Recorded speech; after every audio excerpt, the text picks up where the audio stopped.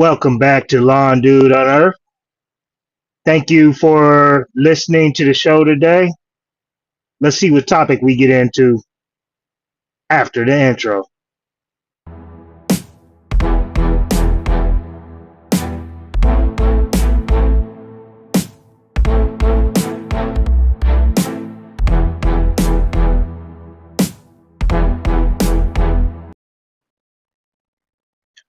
Welcome back to Lawn Dude Unearthed. This is Micah, owner of Lawn Dude Lawn Maintenance LLC. I'm your host for the evening, morning, afternoon, night, whatever time you're listening to this, man. I say this all the time only because I do know that when you listen to podcasts, there's really no specific time you have to sit down and listen to them. And I do understand that majority of people listen to them at different times. Majority of people also might be listening to this in the future. Might even be a couple years from now that you're listening to this. But no matter when it is, I always want to let you know that I appreciate the listen. I know I'm not some big time podcaster or YouTuber or businessman, but I am I'm an honest person. I'm relatable, I believe. I'm trying to show how to do everything that I do while maintaining a healthy relationship with God, maintaining a healthy relationship with my wife, maintaining a healthy relationship with my kids, maintaining a healthy relationship with my clients. These are all things that are no longer shown, man. All the successful people that you see, they've gone through divorce, don't have a relationship with their kids, or they're just complete jerks to the people that work for them. They're jerks to the clients that they have. You know what I mean? I'm trying to provide something that's relatable. I'm trying to be that person that actually sits here and tells you each and every day I'm striving to do my best at all the things that I do. And if you paid attention to how I just listed that, I literally listed my relationship with God, relationship with my wife, relationship with my kids, then the clients. That's where my priorities is at. That's where they're at. Can I sit here and say that I've perfectly done that always? No, I can't say that. You know why I can't say that? Because I am a flawed man, just like the rest of the flawed men out there. And what I mean by that is I haven't always had my priorities straight, but I've always tried my dead level best to have my priorities straight. There have been times where I thought I was doing what was best, and what was best, this is going to sound so dumb and cliche, but what was best at that time wasn't actually what was best. If that makes any sense to anyone. So, like, for example, sometimes there are things in the business that you have to do that's best for your family, but it requires you to almost prioritize doing something for the business over doing something, family wise. Now, I've been blessed. God has blessed me so well to the point where I'm I haven't had to make the decision. Like, say, one of the kids have a game, a game on, whatever day they had their game, whether it's our son's baseball game or our daughter's soccer game. I've never had to make the decision, between that and work. I've just always done whatever I need to do to make things happen so that I'm there. And I'm blessed to be able to do so. And I understand that. There are times when I probably could have justified working. I've been blessed with the opportunity to not have to make that decision. But I say all that to say, I understand those that have to actually get out there and get out there and work regardless. I definitely understand that because being a business owner, especially one like myself, and I do apologize. I don't really have a subject today as to what I plan to speak on. I'm just kind of speaking what's on the mind right now. But I guess if I were to really tally it down, I'm speaking on priorities right now. So what I was saying is there's a lot of business owners out there that have to make that decision to go ahead and just grind. And it's the toughest decision out there to make. I'm talking about like when it's something that you could be doing with your family, but you're looking at the accounts receivable and everything and seeing that you actually have to go out there and make that up. I think that's one of the toughest things right there. It's one of those things that's just not spoken about. Everybody always talks about work-life balance, work-life balance. Oh yeah, you gotta have a great work-life balance. Explain to me what that is again. Because one thing I can sit here and tell you, because I give you the whole deal. I'm sorry, I give you the real deal, Holyfield. Can't even speak, man. I give you the real deal, Holyfield. I keep it 110% with you. I give you the low light reel as much as I give you the highlight. So I say all that to say, this is breaking news here for those who really don't understand this. But there is no such thing as a work-life balance. I know some people listening out there like, what is he talking about? There is such a thing as a work-life balance because such and such has $1 million company and he's always talking about it. But what you don't hear is, Joe down the street who owns whatever company, you know, who's a solopreneur,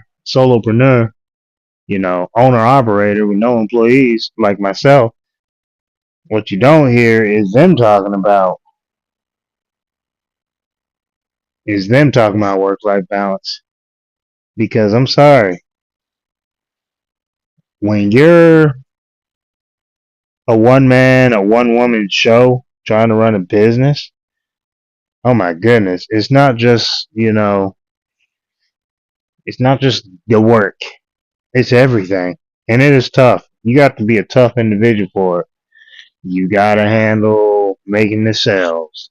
You gotta handle dispatching your own route. You gotta handle invoicing everything. You have to handle any customer service concerns, problems, anything. You have to handle marketing for new business. And to top everything else off, you still have to handle getting the work done by yourself.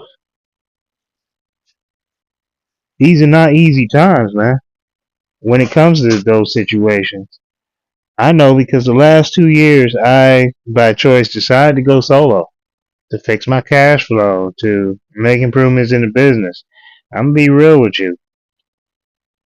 In my case, priority wise, it actually works to be solo because, like, for example, today, real time, I had my son's orientation, which for his school, he's a freshman in high school this year.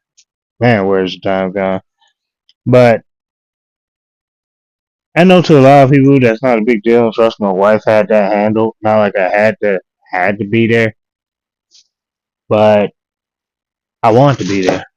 I want to be there for everything when it comes to our kids. For example, tomorrow's our daughter's it's her open house. I'm gonna be there for that. So yesterday I started at about 6:30 in the morning. Got done at about 6 p.m. Literally got home real quick, got my ATV out the garage, and had a fella coming from out the area to buy that. So handled that transaction as well.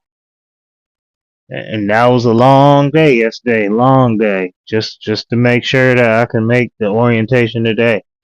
So I went out early this morning, did a service eval and estimate, then went to the orientation, went back home, grabbed my service truck, my box truck, and went out and did the rest of the route. So I was able to make that happen. Tomorrow I'm out aerating. Big plan for me is to just get out there early, try to knock out the whole list if I can, but if not, by the time it's time for our daughter's open house, I'll just be meeting them over there. So I say all that to say priorities. And being a solopreneur, being in the position that I'm in as an owner operator, it allows me to better. This is not going to sound right the whole way I'm about to say it. I'm about to butcher this whole thing. But it allows me to be there for any and all situations. It allows me to make my own schedule to where I can make adjustments and do things that way. I'll give you another example. This past Monday, I didn't go out. I stayed in. Did not work. So it was my daughter's birthday. I surprised her by being off. She kept asking when I was going to be off. I said, I don't know. I took the Monday list and moved it to Friday, emailed all the clients, and then guess what? We had rain. We had rain that Friday, so I moved them to Saturday. So I stayed out all day Saturday to make sure I had those properties done so that I was able to surprise my daughter with the day. You name it. I mean, it's a big responsibility, to be completely honest with you. But there are definitely pros to being solo. There are pros to having a crew. But for the context of this podcast and and me trying to stay on topic here, I'm more so talking about how being a solopreneur, being a solo owner operator is more beneficial to me right now because where my life is and where my priorities are. Not gonna lie to you, man. I feel like it would be more beneficial if I had a couple people in here right now who could run at least a maintenance crew to keep that going. So instead of me having to, fix my schedule certain ways to be able to do certain events or take days off here and there for the family and go hang out with the family, I'd still be able to keep a cash flow coming in because I'd have a crew out. But I guess what's tough for me, and talking to other owner operators, it's kind of the same thing. What's tough for me is the simple fact that you pretty much have to grow when you make those hires. Like if I brought in 2 people tomorrow, I'd have to grow so that it's more income to cover their salaries for a whole year period. Because the days of paying someone minimum wage to do anything in the lawn and landscape industry and then expecting them to stay around when you lay them off in the wintertime, those days are done. And being a husband and father myself, I can understand why those days are done. I used to be the guy who worked for a lawn care company where you were pretty much unemployed for the winter time. That was the first company I worked for. In the wintertime, they would tell you to go do unemployment. They would take you down to like a couple days a week, of work plus unemployment. And most people can't live off that. I can't. So I can't expect anyone else to. So nowadays you gotta come at guys with salaries or, just find ways to keep them busy year round.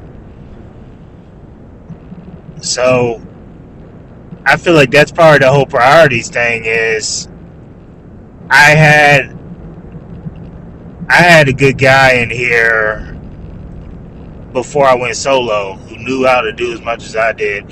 I wasn't able to provide him the amount of benefits I would love to provide an employee, a team member here. So as a team member, I couldn't employ him throughout most of the winter. I didn't like that. I couldn't pay him the wages I really would have loved to have paid him because, at the time, just kind of how everything around us was going, it just wasn't something that was in the cards. So, because I know what I would like to pay, I know when it was about time to do raises for the next year, I knew what I would have wanted to pay him. I knew I wasn't in a position for that. So what I did was, I was straight up honest, man. I just said, hey, I believe you can. I believe at this point, it's just kind of best that you kind of go elsewhere where you're going to be able to get paid the wage you deserve. I said, who knows, in the future, maybe we'll be able to cross that bridge, you know what I mean, and cross those T's and dot those I's. But most people I know are sitting there going like, I would have just paid them whatever. Well, let me go ahead and provide context why I couldn't do that. Wasn't in position to. I just hired a bookkeeper last year. Last year was my first full season with a bookkeeper. This is my second. And it's been helping us to get our books and everything in order. Because as a business owner, I was one of those that when you seen that you had some money in the account, you're kind of like, oh, okay, we're doing all right. You know what I mean? But you never really knew your numbers. So I've spent the last couple of years really learning my numbers. It's easier for me to do that, I guess, experiment and figure out everything when it's just me and I don't have somebody depending on me. That's another reason why I'm solo. So I'm able to, if I need to pick up more work, I know it's time to go pick up more work. I need to take on less work. I know I can take on less work, even though keeping the 100 with you, it's like never that one. It's always need to pick up more to pick up the income.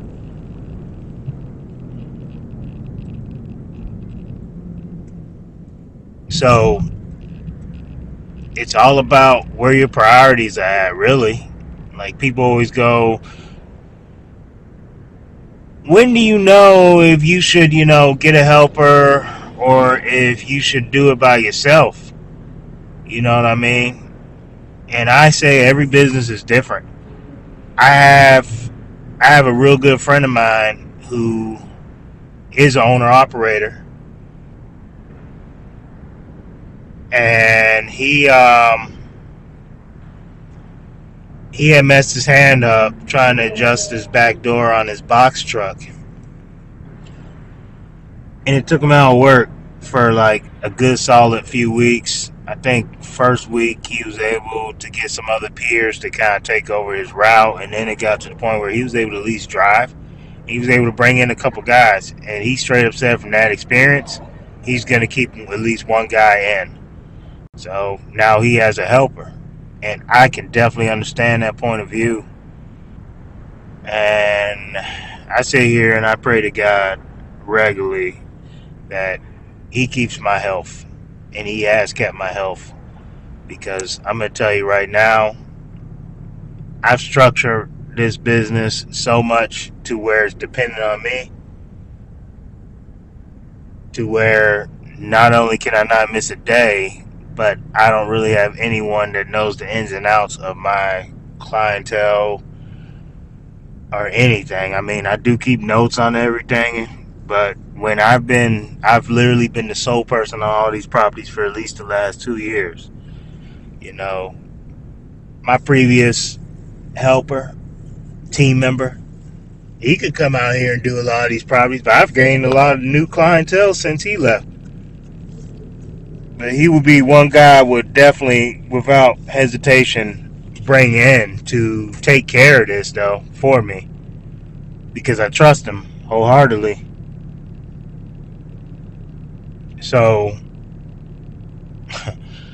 I say all that to say, it's all about your priorities, man. I mean, for me, being solo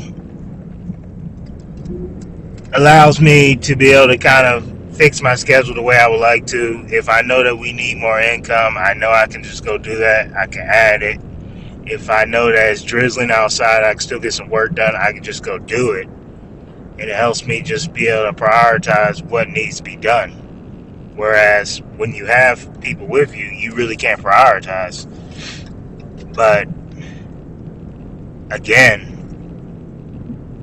I'm praying that I'm in position to at least bring in one or two people as soon as next year so that it's not fully dependent on me.